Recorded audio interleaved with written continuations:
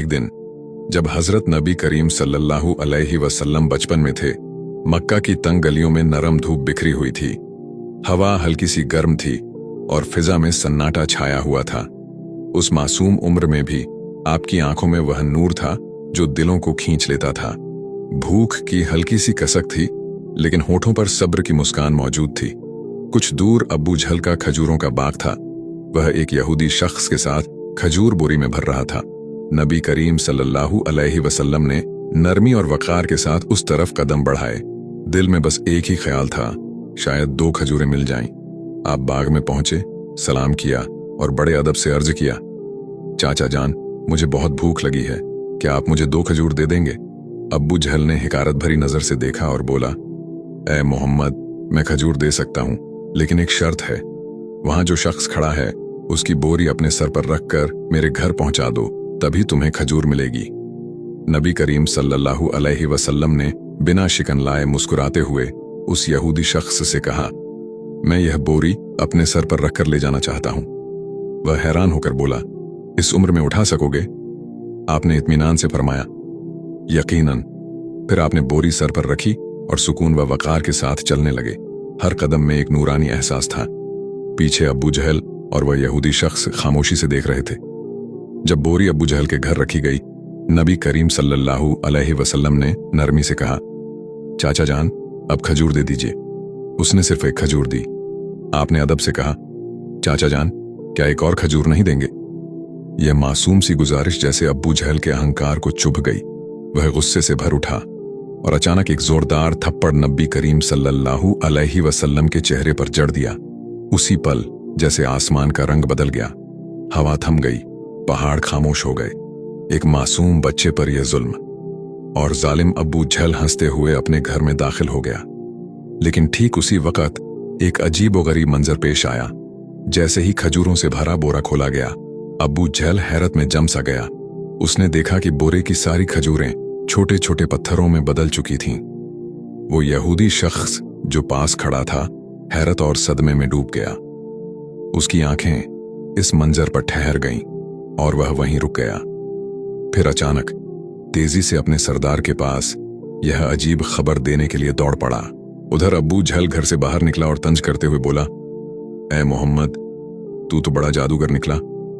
तूने मेरी खजूरों पर जादू करके उन्हें पत्थर बना दिया। नबी करीम सल्लल्लाहु अलैहि वसल्लम ने सर झुकाकर नरम आवाज में फरमाया, चाचा जान, मुझे तो कुछ मालूम नहीं। ये सुनते ही जालिम अब्बू झल ने एक और थप्पड़ जड़ दिया। थप्पड़ की आवाज ऐसी थी जैसे आसमान पर कोई भारी चोट लगी हो। पहाड़ खामोश हो गए और उस बच्चे की आंखों में एक आंसू चमक उठा। लेकिन क्या ताज्जुब की बात है, नबी करीम सल्लल्लाहु अलैहि वसल्लम ने बस इतना कहा, चाचा, आपके हाथ को चोट तो नहीं लगी? सुभान अल्लाह, कैसी शफकत, कैसी हमदर्दी। खुद थप्पड़ खाया मगर फिक्र उस शख्स की जिसने मारा था। फिर नबी पाक सल्लल्लाहु अलैहि वसल्लम उस तकलीफ और जिल्लत का बोझ लेकर घर वापस नहीं गए। बिल्कुल खामोशी से पहाड़ के किनारे चले गए और बस चुपचाप खड़े रहे। यह मंजर देखकर दरख्त और पहाड़ पुकार उठे, अफसोस, अगर इन्हें न पैदा किया जाता तो यह जमीन, यह आसमान, यह दुनिया कुछ भी ना होती। लेकिन आज वही अजीम नबी भूखे, रंजो गम में डूबे और लोगों की नजर में नजरअंदाज किए जा रहे हैं। संग दिल अब्बू झल के दिल में रत्ती भर भी रहम न आया, न उसकी आंखों में जरा सा भी नदामत का कतरा था। उधर वही यहूदी शख्स अपने सरदार के पास पहुंचा और बोला, आज मैंने ऐसा वाकया देखा है जो तसव्वुर से भी परे है। अब्दुल्लाह के बेटे मोहम्मद में ऐसी ताकत है कि बस एक थप्पड़ मारते ही सारी खजूरें पत्थरों में बदल गईं। आप ही बताइए, क्या यह जादू है या कोई इलाही ताकत?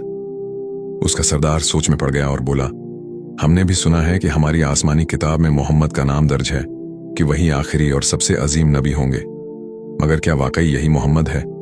यह जानने के लिए हमें अपने मजहबी पेशवा के पास रुजू करना होगा। उस सरदार ने ठंडी सांस लेकर कहा, अगर यह सच हुआ तो हम उसे जिंदा नहीं छोड़ेंगे, बल्कि इस दुनिया से मिटा देंगे।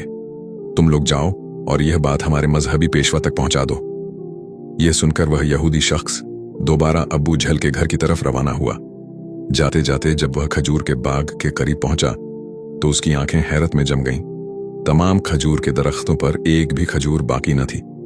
सबके सब पत्थर में तब्दील हो चुके थे। उसने एक लम्हा भी वहां रुकना मुनासिब न समझा और तेजी से अब्बू झल के घर पहुंच गया। घर पहुंचकर उसने कहा, भाई तुम्हारे बाग की तमाम खजूरें पत्थर बन चुकी हैं।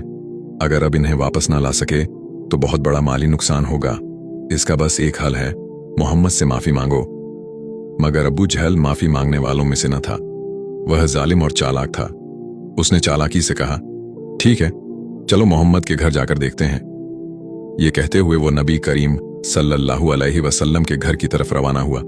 उस वक्त नबी करीम सल्लल्लाहु अलैहि वसल्लम अपने चाचा अब्बू तालिब के साथ रहते थे। चाचा अब्बू तालिब उस वक्त घर में अकेले थे। कुछ ही देर बाद अब्बू झल वहां पहुंच गया और कहने लगा, ए अब्बू तालिब, मोहम्मद ने यह जादू कहां से सीखा? वह तो बड़ा जादूगर निकला। उसने मेरी तमाम खजूरें पत्थर में बदल दी। कहां गया है? क्या तुम्हें कुछ मालूम है? कहीं किसी पहाड़ के किनारे जंगल के शेर या रीछ ने तो नहीं खा लिया?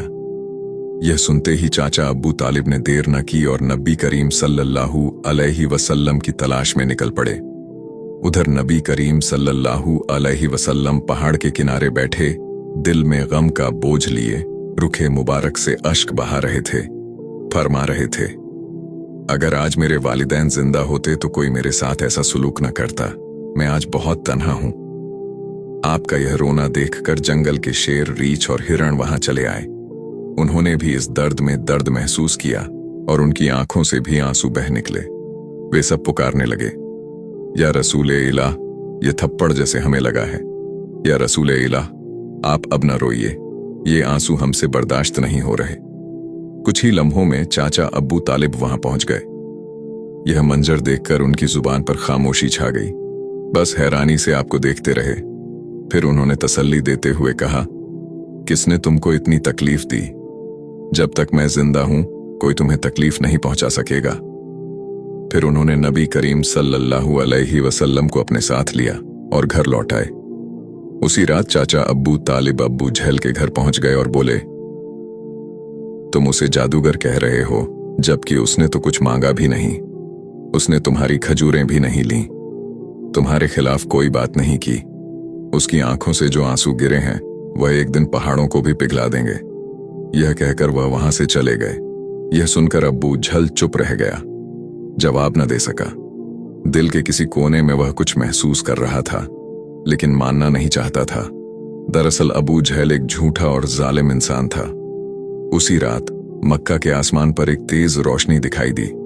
लोगों ने समझा शायद कोई सितारा टूट गया है, लेकिन हकीकत में फरिश्ते एक एक करके नाजिल हो रहे थे। एक फरिश्ता दूसरे से कह रहा था, इनकी आंखों के आंसुओं से एक दिन अजीम किताब नाजिल होगी। यही सबसे अजीम इंसान और आखिरी नबी हैं जो पूरी दुनिया के लिए रहमत बनकर आएंगे।